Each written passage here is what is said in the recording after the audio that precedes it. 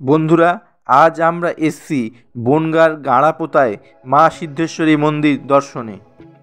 মন্দিরটি যেমনই ঐতিহাসিক তেমনই জাগ্রত, তাই বহু পুণ্যার্থী পুণ্য লাভের আশায় বহু দূর দূরান্ত থেকে এখানে ছুটে আসেন। মন্দিরটি প্রায় 450 বছরের পুরনো। আনুমানিক 1585 সালে 12 ভূঁইয়াদের সময়কালে মহারাজা প্রতাপাদিত্যের পুত্র বিক্রমাদিত্য মন্দিরটি প্রতিষ্ঠা করেন। মা সিদ্ধেশ্বরী স্বপ্নাদেশ পেয়ে রাজা বিক্রমাদিত্য গাঁড়াপোতার এই অঞ্চলে মন্দিরটি নির্মাণ করেন।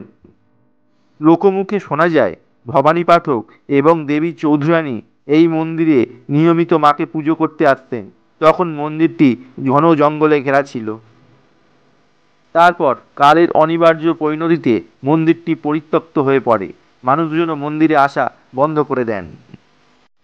দীর্ঘদিন অতিবাহিত হওয়ার পর বিনয় ব্রহ্মচারী নামে একজন পূর্ববঙ্গীয় সাধক মন্দিরটি সংস্কার করেন এবং নূতন করে মন্দিরটিতে মায়ের পূজা অর্চনা শুরু করেন। এই মন্দিরে আসতে হলে আপনাকে বনগাঁ স্টেশন থেকে অটো ধরে মতিগঞ্জ অটো স্ট্যান্ডে আসতে হবে। তারপর মতিগঞ্জ অটো স্ট্যান্ড থেকে অটো পরিবর্তন করে আপনি মা সিদ্ধেশ্বরীর মন্দিরে আসবেন। বনগাঁ বাগদা রোড ধরেও আপনি মন্দিরটিতে আসতে পারেন। গত কয়েক বছর আগে ভক্তদের দানে দক্ষিণেশ্বরের মা ভবতারিণী মন্দিরের আদলে নতুন করে মন্দিরটি নির্মাণ করা হয়। মন্দিরটি নবরত্ন আকার, অর্থাৎ মন্দিরে 9টার চূড়া বিদ্যমান। মন্দিরটির ভিতরে অপরূপ কারুকার্য আপনারা দেখতে পাচ্ছেন। আমরা যখন মন্দিরে গেছিলাম সে সময় মন্দিরের দরজা বন্ধ থাকায় বিগ্রহের ছবি তুলতে পারিনি। স্থানীয় মানুষজনের কাছ থেকে জানতে পারলাম মায়ের সিংহাসনটি দোতলা আসন বিশিষ্ট, যার উপরের তলে রয়েছেন রাধা মাধব এবং নিচের তলে বিরাজ করছেন মা সিদ্ধেশ্বরী।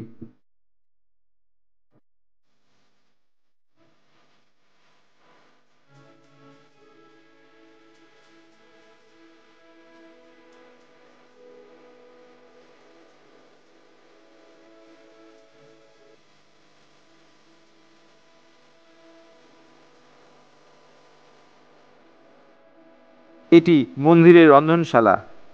মাকে দিনে 5 বার ভোগ প্রদান করা হয়। ভক্তদের জন্য ভোগের ব্যবস্থা আছে।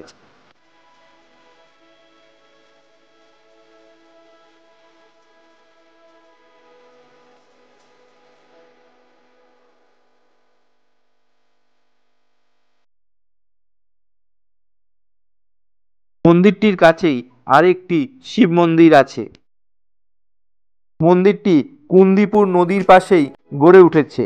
কুন্দিপুর নদীটি ইছামতিরই একটি উপনদী।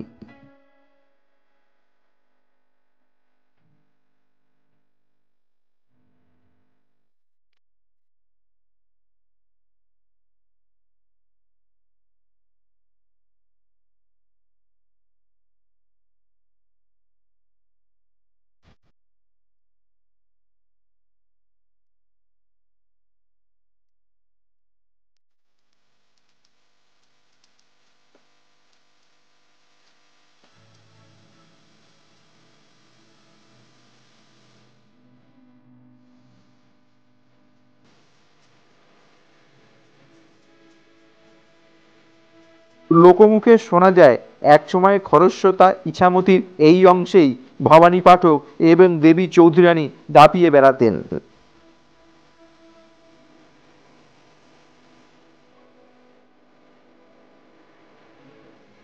চ্যানেলটি ভালো লাগলে অবশ্যই লাইক, শেয়ার এবং সাবস্ক্রাইব করবেন।